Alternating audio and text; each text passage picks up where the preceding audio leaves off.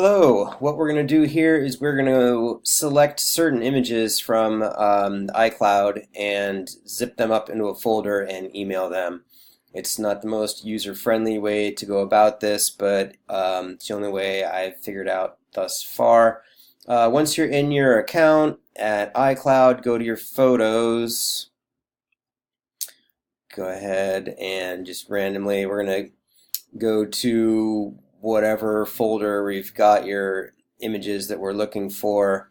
What we're going to do now is we're going to just click on one and we're going to add it to a new album. I've already made a new album. It's called Selected, but basically we're going to get a new album and call that For Site. You're going to see that show up under albums. So there's For Site. We grabbed that one right there. We're going to go and grab that album or that photo, add it to our album. I'm going to grab that photo and add it to that same album. At this point, go to the new album, grab the one image, and the way to select multiples here is you're going to hold down the Command key and click the next one. We're going to go through and select all of them.